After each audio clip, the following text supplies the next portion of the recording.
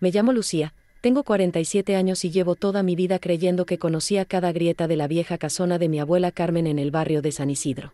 Era un sábado gris de febrero de 2020 cuando volví allí por última vez, con las manos manchadas de polvo y un contrato de venta recién firmado que me apretaba el pecho. Llegué sola, con el ruido metálico de la llave retumbando en una cerradura que no se abría desde hacía más de una década. El olor a madera húmeda y a lavanda rancia. Me golpeó apenas empujé la puerta, recordándome las tardes de rosquillas y novelas que pasaba con la abuela cuando era niña. Durante años la casa había quedado cerrada, convertida en un depósito de muebles apilados y recuerdos que mi familia evitaba tocar, como si cada objeto guardara un secreto peligroso. Después de la muerte de mamá, mis hermanos y yo acordamos vender la propiedad para dividir la herencia y cerrar, al fin, ese capítulo de nuestras vidas. Yo era la única disponible para vaciarla antes de entregarla y, confieso, acepté más por alivio que por nostalgia. Necesitaba sacarme de encima el lastre emocional que ese lugar representaba. Vestía unos vaqueros viejos y una camiseta descolorida, ideal para empaparse de telarañas sin remordimientos, y llevaba un termo de café porque intuía que la jornada sería eterna. Mientras empujaba cajas de revistas y álbumes fotográficos hacia el pasillo, podía escuchar el eco hueco de mis pasos mezclándose con el chirrido de las vigas. Como si la casa protestara por mi invasión. Cada habitación parecía un relicario congelado en los años 80, tapetes bordados, ceniceros llenos de colillas secas y portarretratos en blanco y negro cubiertos por un velo de polvo. Sentía el latido de mi propio corazón en los oídos, una mezcla de tristeza y prisa por terminar antes de que la melancolía me arrastrara. Recordaba la voz firme de la abuela repitiendo que las paredes escuchan y que, tarde o temprano, todo sale a la luz, una frase que, de niña me daba risa y que ahora me erizaba la piel sin saber por qué. Me obligué a pensar en asuntos prácticos, empaquetar vajillas, etiquetar cajas, separar lo que iría al contenedor y lo que quizá merecía ser subastado. Pero cuanto más manipulaba las pertenencias de Carmen, más notaba un zumbido incómodo de recuerdos mal cerrados, como una canción lejana que se niega a morir. Fue entonces cuando decidí empezar por el salón principal, el corazón de la casa, para quitarme de encima lo peor de una vez.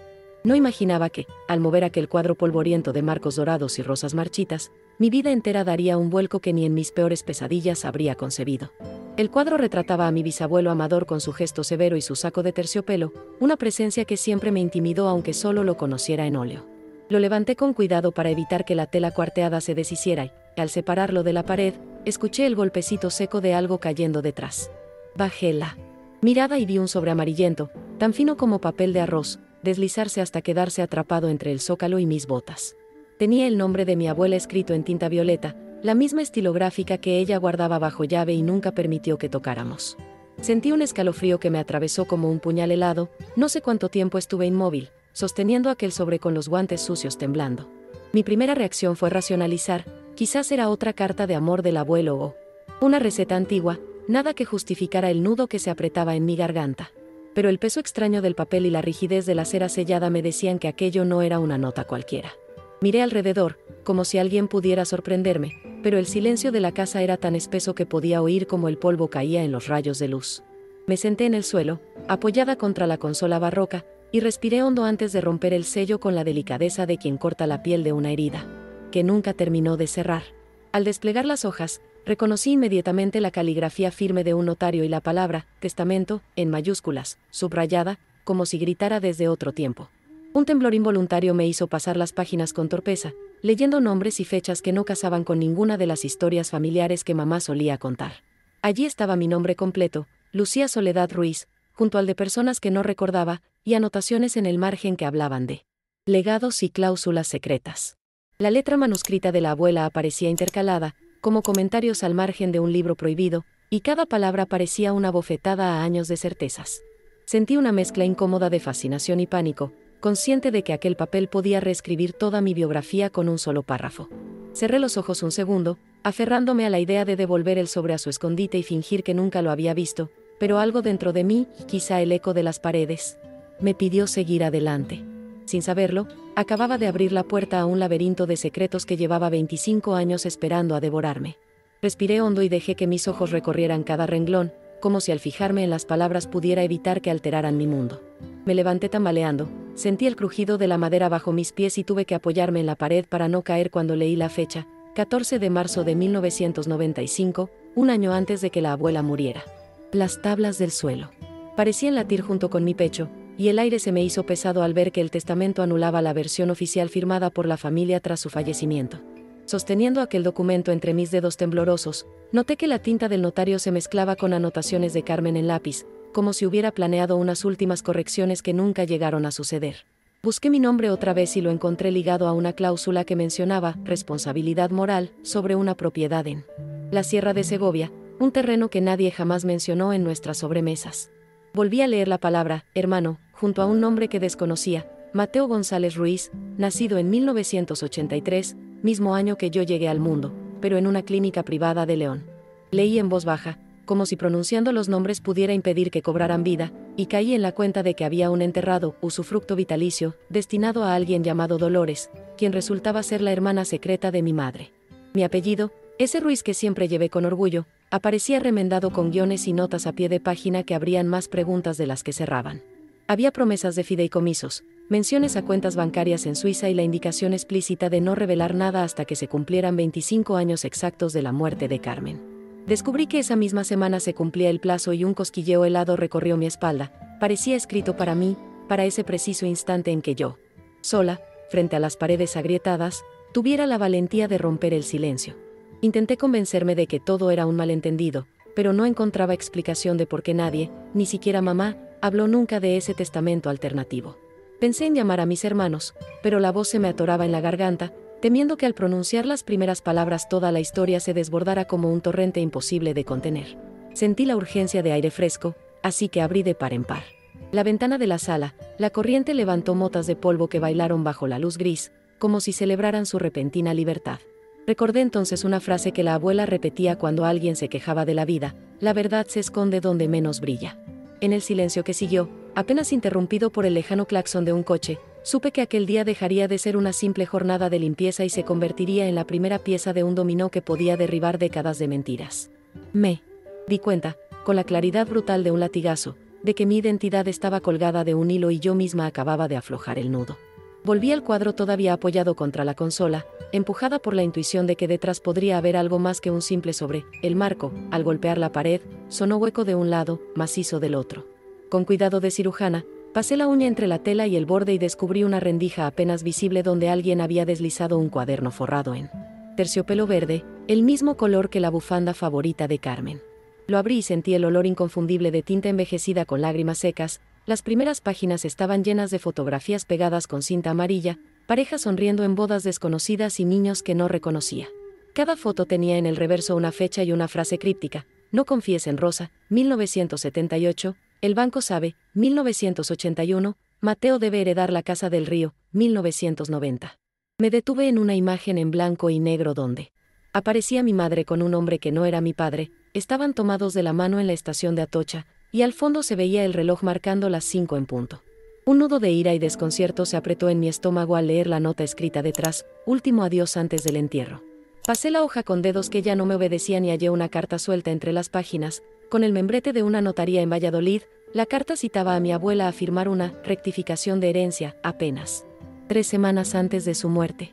El sudor me resbaló por la nuca cuando me di cuenta de que el cuaderno estaba organizado como un mapa de pistas, un rompecabezas que Carmen confiaba a quien tuviera la temeridad de seguirlo.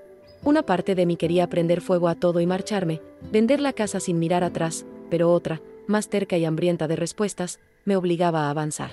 Imaginé a la abuela, menuda y obstinada, escondiendo ese cuaderno con la certeza de que algún día alguien, quizás yo, sabría interpretar sus silencios. Todavía con el corazón desbocado, regresé al salón con la libreta contra el pecho, como si fuera un escudo, y comprobé que el reloj de pared había comenzado a moverse. Pese a llevar años detenido, marcaba las 12 menos cuarto. Noté mis manos manchadas de grafito y polvo, símbolos de un pasado que emergía sucio e implacable, y me pregunté si no sería una señal de que el tiempo, hasta entonces congelado, acababa de ponerse en marcha. Pensé en mi abuela, contándome cuentos de niñas perdidas que encontraban tesoros prohibidos, y entendí que aquello no era un juego sino su manera retorcida de dejarme la llave de nuestra verdadera historia. Con la cabeza a punto de estallar, abrí mi mochila y guardé el testamento y el cuaderno como quien esconde dinamita. Supe que a partir de ese segundo cada decisión sería un paso a ciegas sobre terreno minado. Miré la casa alrededor, sentí que las paredes respiraban conmigo, y por primera vez en mi vida la infancia se me antojó una película mal montada, llena de cortes y escenas omitidas. Un trueno lejano sacudió los cristales y, de forma instintiva, apagué la luz del salón. Necesitaba oscuridad para pensar, para no seguir viendo los rostros de esas fotografías que me observaban desde otra vida. Me quedé allí, en penumbras, con los documentos apretados contra el pecho, sospechando que lo peor aún estaba por revelarse y que, después de aquel día, no habría vuelta atrás. Encendí el coche con las manos aún temblorosas, y el motor del viejo Renault chirrió como si también protestara por la tormenta que se avecinaba.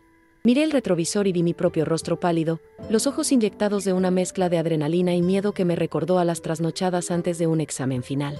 En el asiento del acompañante viajaban el testamento y el cuaderno envueltos en una bolsa de tela donde solía llevar naranjas del mercado.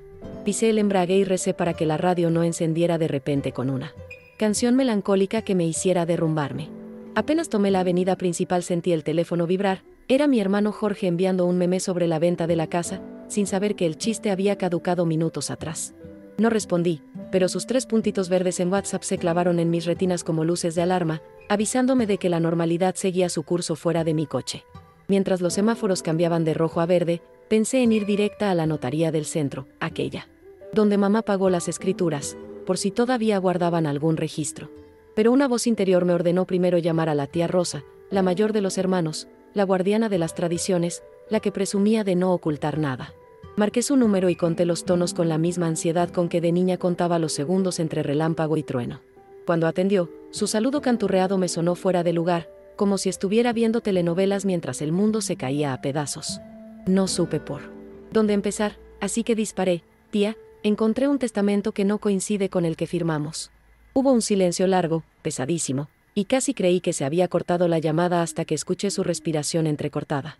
Lucía, no abras esa caja de Pandora, murmuró, y las palabras me encendieron la sangre porque confirmaban que ella sabía algo. Intenté sacar detalles, pero se limitó a soltar una excusa torpe. Dijo que estaba a punto de entrar al médico y colgó sin despedirse. Me quedé con el zumbido del tono muerto y la sensación de que el volante me quemaba las palmas. En el parabrisas, la lluvia empezó a golpear con furia, como si el cielo quisiera lavar la suciedad de décadas que yo acababa de remover. Giré rumbo a la notaría con una certeza: nadie me ayudaría voluntariamente, tendría que arrancar la verdad como se extrae una muela infectada. La notaría quedaba en un caserón de fachada mostaza donde una lámpara de forja parpadeaba intermitente, incapaz de iluminar la placa oxidada. Aquel sitio siempre me había parecido sacado de una novela de Galdós, con pasillos tan estrechos que 2 personas apenas podían rozarse sin disculpas. El suelo de mosaico crujió bajo mis botas mojadas mientras me acercaba al mostrador de recepción, donde una mujer de gafas redondas dejó de teclear y me examinó como a un examen sorpresa. Expliqué, con voz más firme de lo que sentía, que necesitaba consultar un testamento fechado en 1995, firmado por el notario don Julio Figueroa. Ella frunció el ceño, pidió mi DNI y desapareció entre archivadores metálicos que rechinaban como cofres de piratas. Cada minuto de espera fue una gota de sudor en mi nuca, pero me mantuve erguida, repitiendo mentalmente el nombre de Mateo para que no se diluyera entre mis miedos. Al volver, la empleada depositó una carpeta amarillenta sobre el mostrador y dijo en voz baja, casi con compasión: no solemos entregar copias sin cita previa, pero esto venía con una instrucción especial. Me señaló un post-it descolorido que llevaba escrito: entregar solo a Lucía S. Ruiz cuando pregunte, con la caligrafía inconfundible de mi abuela. Sentí las piernas flojas, tomé la carpeta y me senté en un banco de madera cuya laca estaba comida a mordiscos por el tiempo. Al abrirla vi un sobre más pequeño y un documento con sellos notariales que confirmaban la autenticidad del testamento alternativo. Había también un mapa dibujado a mano que marcaba una finca en la ribera del río Duratón, junto a un ramal que solo los lugareños usan para pescar truchas. En una esquina, Carmen había escrito: para Mateo y Lucía, juntos. Mi mente se llenó de imágenes de un niño de mi edad corriendo por praderas que nunca pisé, un hermano fantasma que ahora exigía un lugar en mi memoria. Me golpeó la certeza de que la abuela había tejido todo aquello como un juego de pistas, apostando a que la sangre acabaría llamando a la sangre. Quise llorar de rabia y de alivio al mismo tiempo, pero la recepcionista carraspeó y recordé que estaba en un lugar donde las emociones se guardan en sobresellados. Guardé el mapa y firmé el acuse como si firmara un pacto con lo desconocido. La pluma me pareció pesadísima pese a ser de plástico barato. Al salir bajo la lluvia, apreté la carpeta contra el pecho y comprendí que el siguiente paso sería buscar a Mateo, aunque eso significara remover tumbas llenas de secretos. Me refugié en un café de esquina, de esos que huelen a magdalenas y fritura vieja, y abrí el mapa sobre la mesa pegajosa mientras una camarera me dejaba un cortado que no recordé haber pedido. La finca en el río Duratón aparecía marcada con una cruz roja y unas coordenadas escritas a pulso, pero lo que me inquietó fue la nota al margen: preguntar por Mateo en la posada El Milagro. Saqué el móvil y busqué esa posada. Todavía existía, un negocio familiar con apenas 10 reseñas y fotos de sábanas con flores descoloridas. El viaje era de 2 horas por carretera secundaria, atravesando pueblos diminutos donde los abuelos juegan al dominó en las aceras. Mientras consultaba el pronóstico del tiempo, tormentas dispersas, recibí un mensaje de Jorge: ¿todo bien? No contestas. Escribí: todo en orden, luego te cuento, pero no envié nada. Borré el texto y guardé el móvil, incapaz de explicar un mundo que se estaba desmoronando bajo mis pies. Pedí la cuenta y pagué con monedas sueltas, agradecida de tener algo tan mundano que me anclara a la realidad. Al salir, la lluvia se había calmado a un chispeo obstinado que empañaba los faros de los coches. Pensé que quizá era el cielo dándome tregua. Puse rumbo a Segovia con el testamento como copiloto silencioso, apoyado en el asiento del pasajero y atado con el cinturón como si un frenazo brusco pudiera hacerlo escapar. Durante el trayecto imaginé a Mateo con 1000 rostros distintos: un hombre salvaje viviendo entre árboles, un contable gris con familia propia, un fugitivo sin apellido. Cada kilómetro sumaba preguntas que se enredaban como cables pelados en mi cabeza. ¿Sabrá él de mí? ¿Guardará el mismo cuaderno? ¿Llevará el peso de un apellido que nunca usó? El GPS me obligó a desviar por una carretera flanqueada de encinas donde la señal de radio se convertía en crujidos fantasmales. Al anochecer, un letrero oxidado anunció el pueblo de San Miguel del Duratón. El silencio era tan denso que mi respiración parecía un intruso. Vi la posada enseguida: fachada de piedra, luces amarillas mortecinas y un gato pardo dormitando en la repisa de la ventana. Aparqué frente a la puerta y dejé el motor en marcha unos segundos, intentando reunir valor, hasta que el gato abrió un ojo y me miró como diciendo: ya es hora. Entré y el aire olía a leña húmeda y a cocido recién servido, una mezcla que me recordó los inviernos en casa de la abuela cuando las paredes sudaban vapor. Detrás de un mostrador de madera barnizada había un hombre de unos 40 años, barba desordenada y ojos miel que se clavaron en mí con una mezcla de curiosidad y reconocimiento. No tuve que preguntar, supe en el acto que aquel era Mateo porque su expresión cambió apenas vio el sobre que yo sostenía, como si llevara años esperándolo. Él se quitó los guantes de trabajo y murmuró mi nombre antes de que yo lo pronunciara. Su voz era grave, áspera por el frío y quizás por secretos compartidos. Nos quedamos en silencio, midiendo la distancia entre dos vidas que hasta ese momento habían corrido en paralelo sin cruzarse jamás. El reloj de la recepción dio 2 campanadas lentas que parecieron empujar el tiempo hacia adelante. Sentí la presión en los oídos igual que cuando un avión aterriza. Mateo señaló una mesa junto al fuego y yo asentí, incapaz de encontrar palabras que no me ahogaran. Mientras caminaba, advertí que cojeaba ligeramente. Fue un detalle mínimo, pero me aferro a él porque en ese instante entendí que también cargaba cicatrices invisibles. Nos sentamos y, antes de hablar, colocó una botella de orujo casero sobre la mesa, sirviendo 2 vasos cortos con manos que temblaban tanto como las mías. Bebimos un trago que me quemó la lengua y el pecho, y por fin le mostré el testamento. Sus ojos se llenaron de algo parecido al alivio, pero también de un miedo antiguo. Dijo que había encontrado un documento similar hacía 3 años, escondido en un viejo escritorio, pero que no entendía por qué la abuela le señalaba mi nombre ni por qué debíamos encontrarnos justo hoy. El fuego crepitó y arrojó chispas que iluminaron su rostro, vi en sus facciones un reflejo innegable de mamá, un parentesco que me estremeció hasta la médula. Nos quedamos viéndonos, 2 desconocidos unidos por la misma sangre, intentando reconstruir una historia que otros decidieron borrar. Quise preguntar por su vida, por su infancia sin mí, pero el nudo en la garganta apenas me dejaba respirar. Mateo puso su mano sobre la mesa, palma abierta, invitándome a apoyarla. Lo hice, y sentí una corriente tibia que me ancló, lejana pero firme. Entonces, con la voz ronca, pronunció la sentencia que yo temía: Lucía, no estamos solos en esto. Hay más verdades enterradas, y tenemos que desenterrarlas juntos. El reloj del bar marcaba las 8 cuando Mateo y yo salimos a la calle empedrada, envueltos en un aire que olía a tierra mojada y a hogueras lejanas.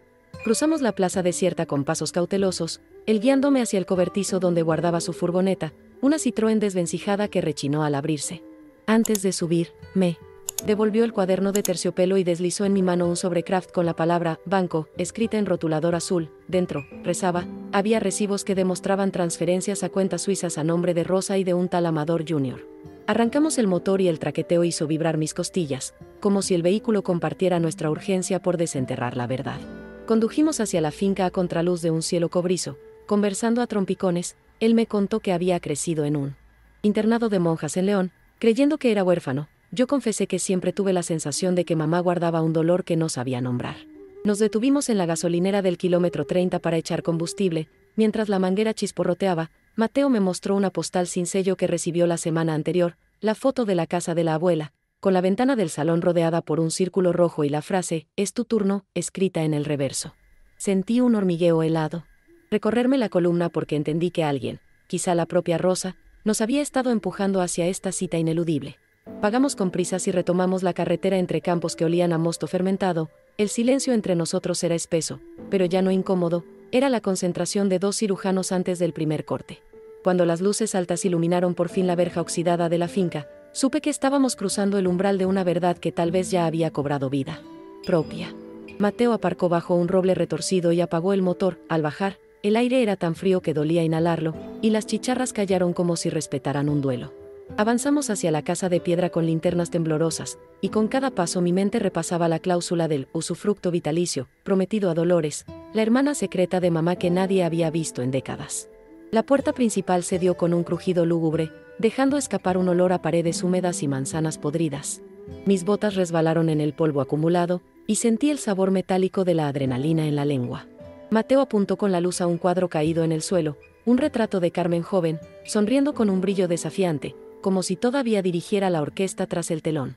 En el silencio solo se oía nuestro aliento condensándose. Supe entonces que esa noche no saldríamos intactos de allí, pero también supe que no podía dar media vuelta. Apreté el cuaderno contra el pecho y di el primer paso hacia la penumbra del pasillo, rezando a los dioses de la coherencia para que la casa respondiera a nuestras preguntas y no a nuestros miedos. El corazón me retumbó en los oídos cuando, al girar hacia la cocina, vimos una luz tenue filtrarse por debajo de la puerta, como el resplandor de una vela a punto de extinguirse. Mateo me detuvo con un gesto y acercó el oído. Del otro lado llegaron dos voces apagadas, una masculina y otra femenina, discutiendo en susurros temblorosos.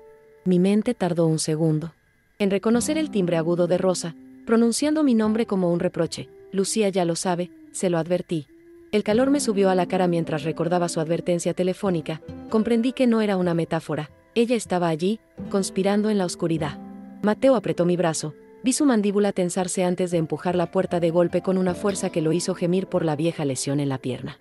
Dentro, la escena parecía arrancada de un cuadro de Caravaggio. Rosa, envuelta en un impermeable rojo, sujetaba una linterna cuya luz barroca iluminaba a un hombre de cabello cano y rostro afilado, a quien reconocí vagamente como el anterior abogado de la familia.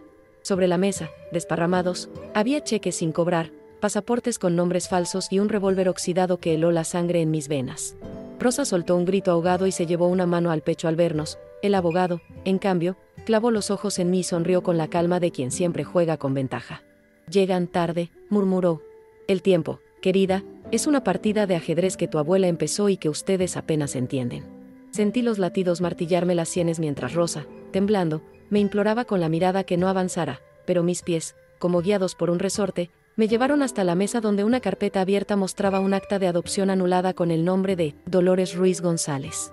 «¿Dónde está ella?», pregunté con un hilo de voz, consciente de que cada respuesta podía romper otra capa de mi identidad. Rosa bajó la vista, y sus ojos se nublaron de lágrimas espesas que surcaron el maquillaje. Sus labios temblaron antes de confesar que Dolores llevaba 10 años ingresada en una residencia psiquiátrica, a menos de 30 kilómetros. El abogado, impasible, deslizó hacia mí un papel sellado, transferencia de bienes irrevocable, donde el único beneficiario era él mismo. Comprendí que aquello era un chantaje gestado desde mucho antes de que yo encontrara el cuadro. Mateo se adelantó, interponiéndose entre nosotros y el arma, con un rugido visceral que jamás olvidaré. En sus ojos ardía toda la rabia acumulada de una vida sin respuestas. En ese instante supe que la noche podía terminar en tragedia o en liberación, y que el fin de la partida dependía de la siguiente palabra que saliera de mi boca. Sentí el peso mortal del silencio, esa fracción de segundo en que nadie respira y hasta la madera parece contener el crujido, antes de mirarlo directo a los ojos y decirle que acababa de enviar una copia digital del testamento. Mentí, pero mi voz sonó firme, a un abogado penalista con instrucciones de entregarlo a la fiscalía si yo no contestaba en una hora. Vi como el abogado palidecía, su gesto pétreo resquebrajándose mientras Rosa apretaba los labios y dejaba resbalar el revólver hasta la mesa, como quien suelta por fin un fardo insostenible. Mateo, con una calma que no sabía que poseía, deslizó el arma lejos con un manotazo rápido y lo cubrió con el paño de cocina que estaba sobre la encimera. Mientras yo continuaba, le recordé al abogado que la transferencia irrevocable requería la firma de todos los herederos y que ya existía una cláusula de nulidad ante coacción, artículo que él conocía mejor que nadie. Cada palabra salía de mi boca cargada de un temblor interno, pero sostenida por la certeza de que nada impone más respeto que una mentira pronunciada con fe absoluta. Rosa se quebró entonces, se llevó las manos a la cara y empezó a sollozar, que solo quería asegurarse de que su propio hijo, un primo del que apenas sabíamos, no quedara desamparado. Entre hipidos confesó que Carmen había dividido la herencia para evitar enfrentamientos y que el abogado, resentido porque la abuela había sustituido su comisión por un donativo a un orfanato, falsificó los papeles para desviar la propiedad y el dinero suizo a empresas de pantalla. Cada frase suya era una brasa que chisporroteaba sobre un charco de gasolina antigua. El abogado, acorralado, intentó justificarse con tecnicismos que se le atragantaban, pero pronto comprendió que ya no había audiencia para su teatro. Sacó un sobre de su maletín y lo dejó sobre la mesa, diciendo que contenía las claves de las cuentas y que cedería todo a cambio de no ir a prisión. Quise creerle, aunque sabía que era un zorro al que se le habían quemado los bigotes. Mateo pidió las escrituras originales y los pasaportes falsos, y los guardó en su mochila junto con el arma envuelta. Luego me miró y, sin decirlo, ambos supimos que habíamos ganado una batalla, no la guerra. Quedaba encontrar a Dolores, recomponer la familia rota y decidir si esas propiedades debían convertirse en un legado o en un recuerdo amargo. Salimos de la cocina con Rosa a nuestro lado, más encorvada que cuando entramos. La luz de linterna alumbró el retrato de la abuela y, por un instante, juraría que el óleo relucía con un brillo sereno, como si Carmen al fin descansara al vernos unidos. Crucé la mirada con Mateo y sentí, por primera vez, que tenía un hermano de verdad, con defectos y dolores similares a los míos. Fuera, el viento nocturno azotaba las ramas del roble con un lamento que sonaba a despedida. Respiré hondo, sintiendo el olor agrio de la tierra removida y el perfume lejano de incienso de las iglesias rurales, y comprendí que aquel día, aquel larguísimo día, había durado 25 años y, al mismo tiempo, apenas un latido. Me giré hacia la casa y apagué la linterna. El corredor quedó a oscuras, pero ya no sentí miedo. Dentro de mí algo se cerró con un clic suave, como una caja musical que termina su melodía. Entendí que la verdad era un animal salvaje que solo se deja tocar cuando la mira sin parpadear, y esta vez, finalmente, la había mirado.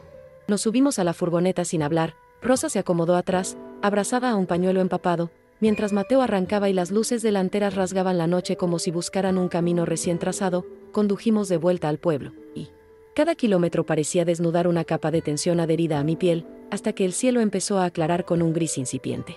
A la entrada de San Miguel del Duratón nos detuvimos en la vieja cabina telefónica, único lugar con cobertura estable, y llamé a Jorge. Le conté todo en frases entrecortadas. Su silencio al otro lado fue primero incredulidad y luego un llanto contenido. Prometió llegar a la finca al amanecer con los papeles de poder legal y con Adriana, mi hermana menor, para respaldarnos en la denuncia. Por fin apagué el móvil y sentí que el peso de los secretos se dividía entre más hombros. Mateo estacionó frente a la posada y me tendió el sobre del banco. Lo abrimos juntos a la luz tenue del alumbrado público, documentación suficiente para congelar las cuentas offshore y una carta de la abuela dirigida a mis nietos, donde explicaba que el dinero debía destinarse a una fundación para niños huérfanos, porque nadie merece crecer sin familia. Mis ojos se empañaron, recordando que Carmen también fue huérfana de guerra, y entendí el círculo imperfecto que pretendía cerrar. Tras asegurarnos de que Rosa se acostara en una habitación junto a la nuestra, no por desconfianza, sino para que no se sintiera exiliada, bajamos al comedor silencioso y compartimos un plato de sopa tibia servido por el mismo gato pardo que ahora dormitaba sobre el mostrador. Brindamos con un sorbo de orujo porque aún teníamos voz, porque la sangre había encontrado su cauce y porque en unas horas iríamos juntos a ver a Dolores.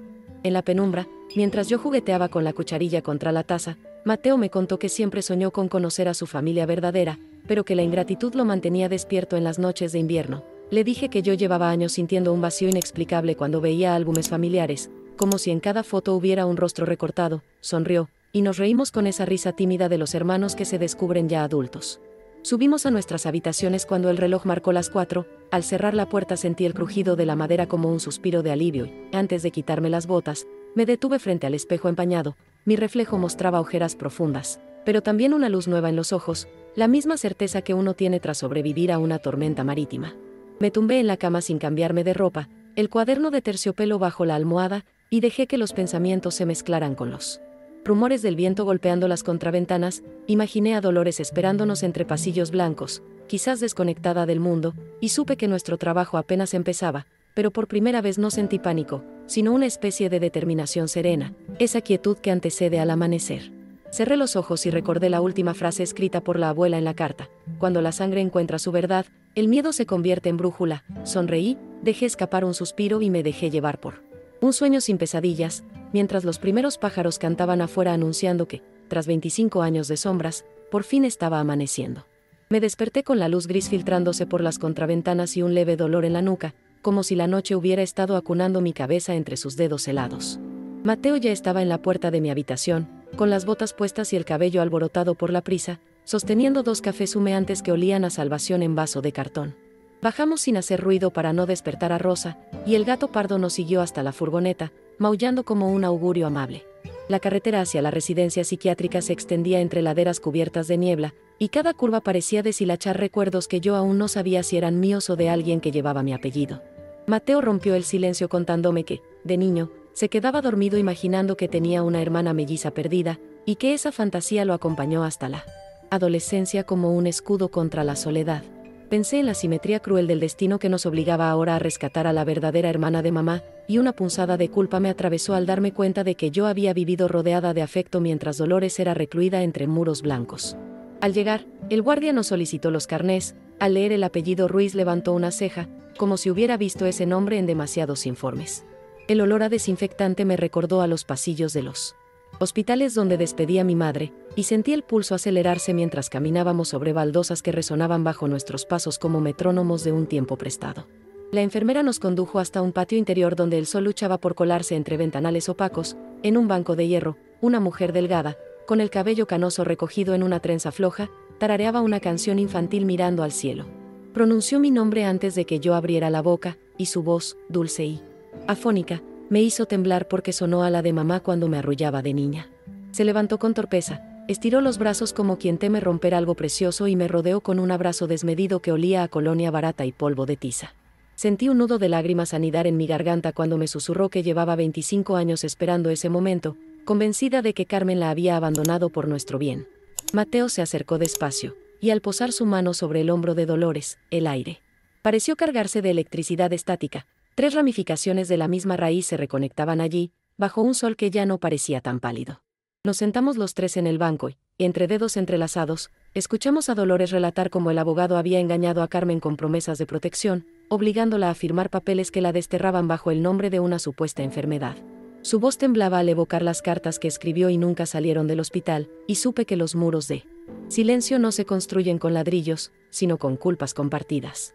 Cuando terminó, abrió la mano y nos entregó una llave diminuta con la inicial C, diciendo que Carmen se la dejó la última vez que la visitó, jurando que algún día sabríamos qué abrir con ella. Mateo y yo nos miramos sin palabras, entendiendo que el legado de nuestra abuela era un laberinto con más puertas de las que imaginábamos, pero ahora teníamos la llave, y sobre todo, nos teníamos los unos a los otros. Dolores sonrió, con una ternura insolente que no cabía en aquel lugar, y susurró, señalando el horizonte: allí empieza la tierra de los que perdonan. Sentí entonces que el día anterior se cerraba en un círculo imperfecto y que el nuevo amanecer no traía certezas, pero sí la posibilidad de escribir juntos el resto de la historia. Salimos de la residencia con el bolsillo derecho de mi chaqueta abultado por la pequeña llave, notando cómo su frío metálico contrastaba con el calor tibio que me afloraba en el pecho. En la furgoneta, decidimos llamar a Jorge y Adriana para reunirnos en la antigua finca familiar la tarde siguiente, dispuestos a abrir cada cajón, cada sótano y cada cuenta bancaria que aún oliera a mentira.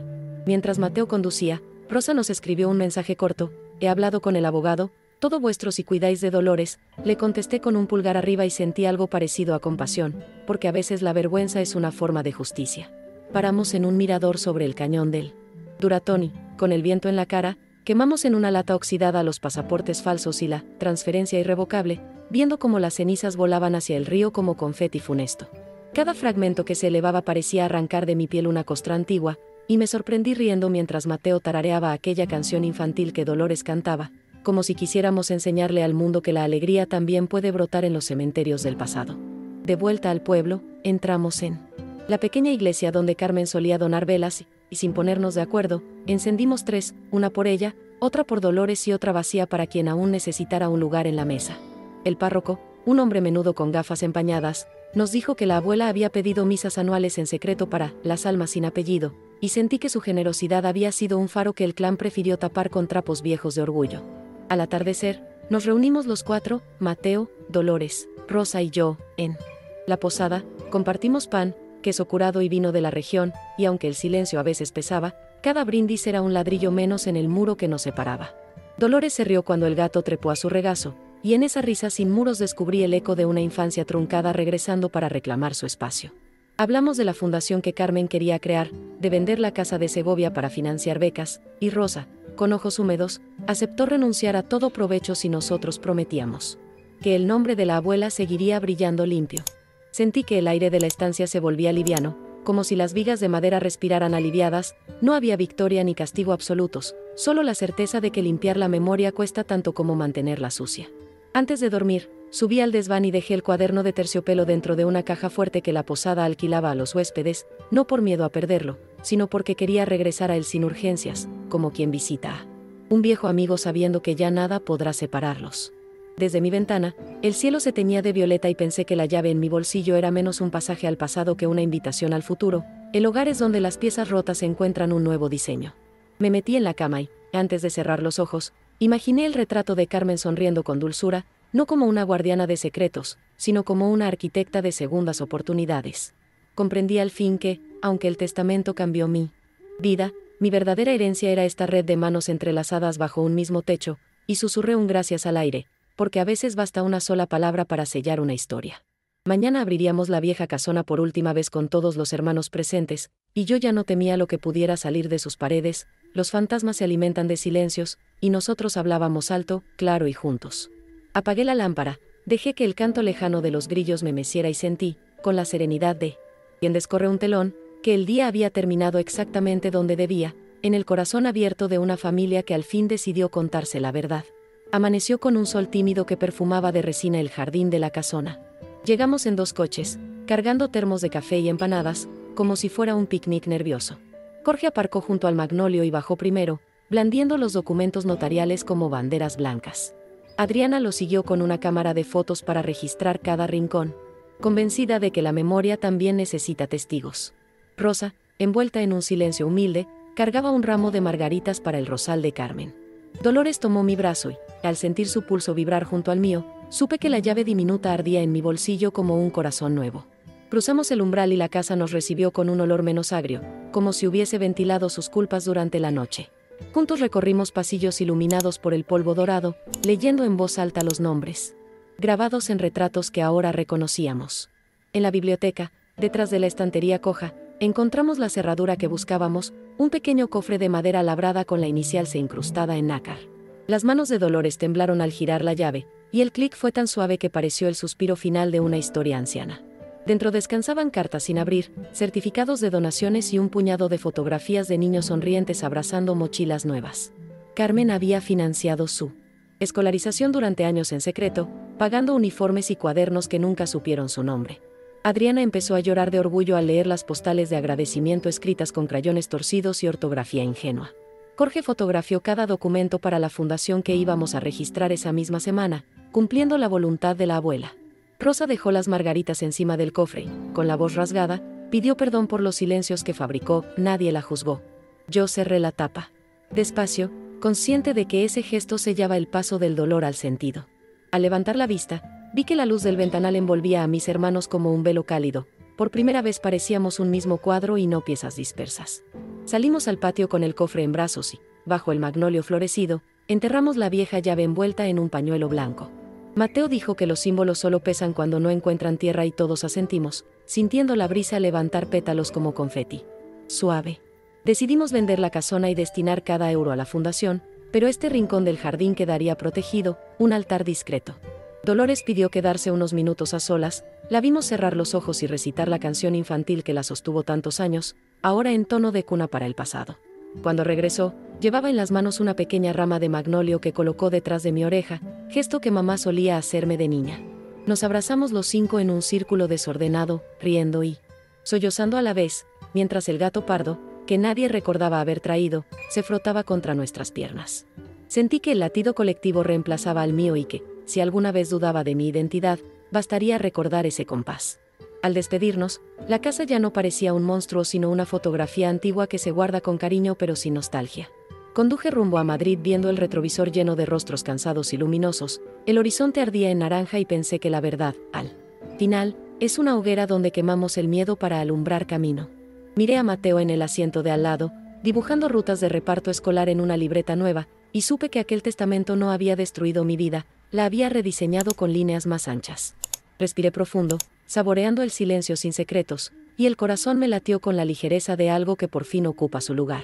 En la radio sonó una melodía que no conocía, pero supe que me acompañaría muchos años porque nacía justo ahí, en esa curva exacta. Dejé que la canción llenara el coche mientras diagonalmente el sol se despedía detrás de las encinas. Y, por primera vez, no sentí necesidad de mirar atrás, las sombras quedaban ordenadas, los nombres reconciliados, la sangre en paz. Alcé el rostro y murmuré, gracias, abuela, permitiendo que la emoción me atravesara con la suavidad de la última página de un libro. Sonreí como quien descubre una puerta abierta dentro de sí misma, acepté el regalo de aquel nuevo comienzo. Aceleré hacia el futuro, dejando que la luz recién nacida me guiara.